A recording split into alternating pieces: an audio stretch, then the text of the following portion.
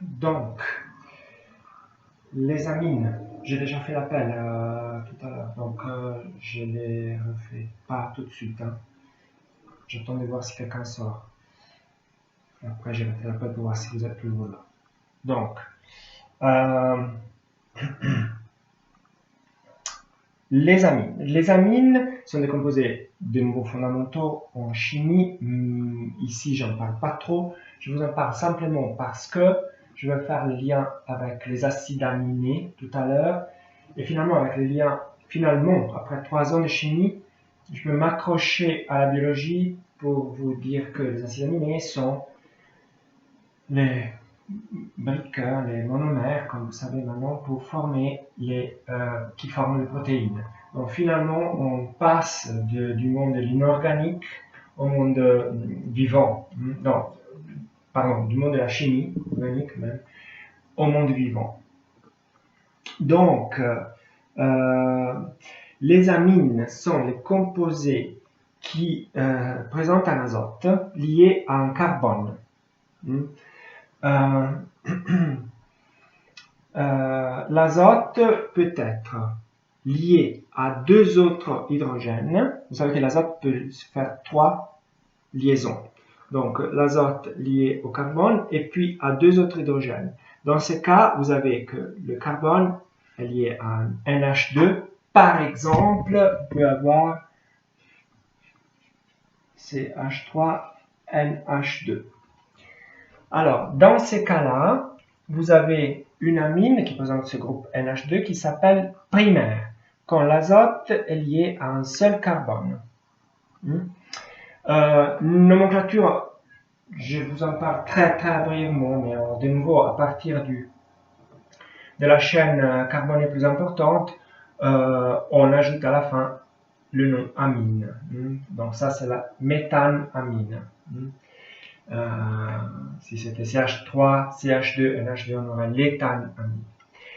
L'azote peut être lié à 2 carbones, comme dans ces cas-là. Alors, à ce point, l'azote ne maintient plus qu'un hydrogène, on le voit là, R' lié à l'azote, et après à H. Alors là, l'azote qui est lié à 2 carbones forme une amine secondaire. Là, ce sont les amines secondaires. Par exemple, on peut avoir CH3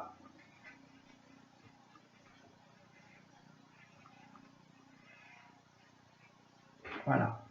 Alors, dans ces cas-là, de nouveau, pour la nomenclature, on compte la chaîne la plus longue, donc ça c'est la éthanamine, substituée avec un méthyle, donc méthyl-éthanamine. Et puis les tertiaires, dans lesquels l'azote est lié à 3 carbones. Voilà pour les amines. Or maintenant, nous avons vu beaucoup de groupes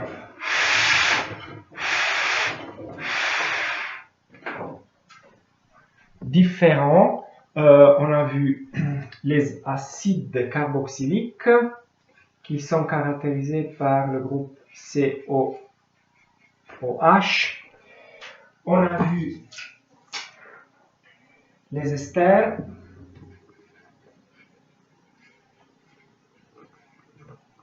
On a vu les aldéhydes.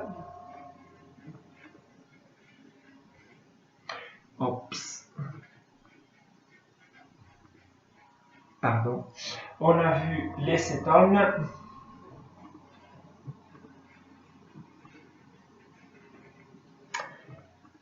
Les alcools. Les amines. Je le dessine en primaire, mais attends. Et après, on a vu les halogènes. On a vu les noms de tous ces groupes. À page 30, vous avez exactement le même tableau qui est présenté dans l'ordre de priorité. La priorité vous sert à bien sûr donner le nom, mais comme je vous ai déjà dit, le nom reflète la réactivité d'un composé. C'est pas qu'on a décidé que les acides carboxyliques sont plus importants que les aldéhydes. C'est juste que si on prend un composé qui, d'un côté, présente un groupe acide et de l'autre côté, présente un groupe aldéhydique, ou aldéhyde, un groupe aldéhyde ou aldéhydique, je ne sais pas en français comment on dit, il va réagir prioritairement comme un acide, et puis si jamais comme un aldéhyde. Et donc le nom reflète ça. Donc, on a vu que les noms sont justement donnés, on les a tous vus, hein, donc là vous avez un acide alkyl-OIque,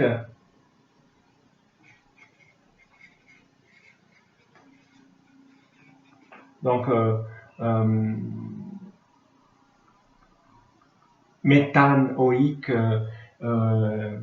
propène-OIque, ça dépend. Puis vous avez les esters, on a vu un peu brièvement comment les appeler, mais on fera des exercices.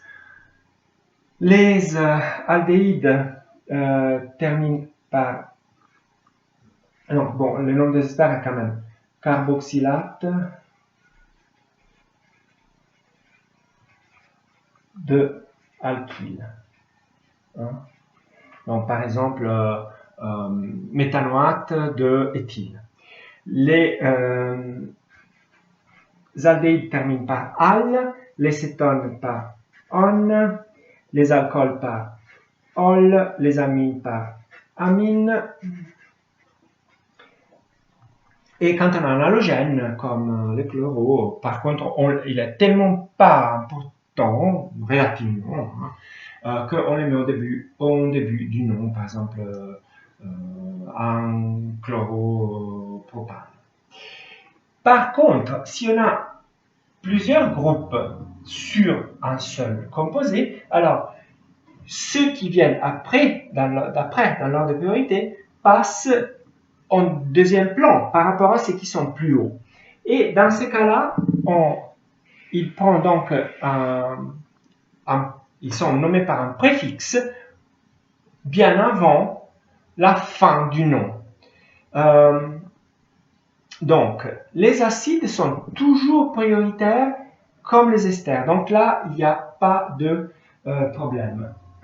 Par contre, si un acide présent aussi, comme je vous ai dit tout à l'heure, la fonction aldéhydique, alors là, on a que la fonction aldéhydique est indiquée par le préfixe formyle.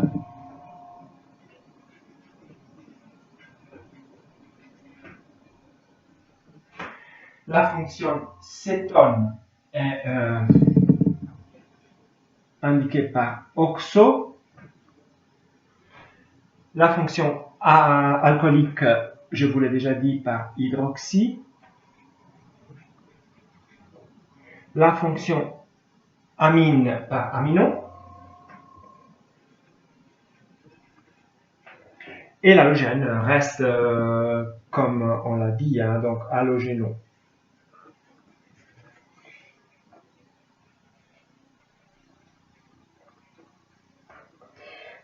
Par exemple, si je prends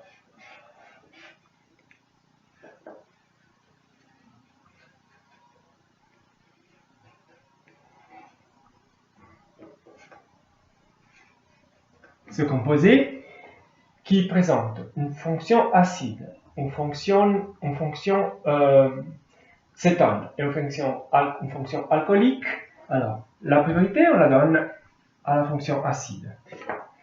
Mais il faut marquer aussi qu'on a un cétone et un hydroxy, qui seront donc secondaires par rapport à la fonction acide. Et donc, on dira, donc, d'abord on compte l'acide 1, 3, 4, 5, 6. Donc, on a un acide X.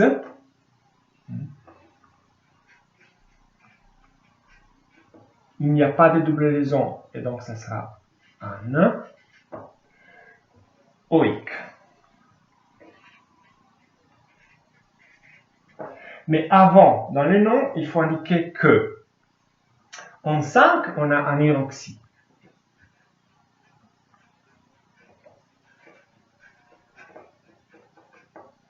Et en 4, on a un cétone, oxo. Donc, on a l'acide 5 hydroxy, 4 oxo hexanoïque. On peut faire un autre exemple.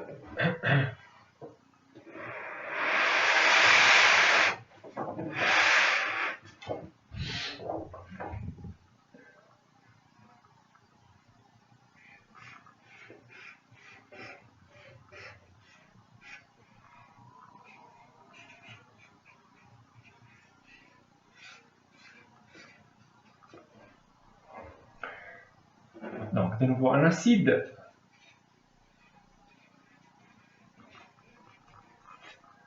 qui est insaturé, par contre. Donc, c'est l'acide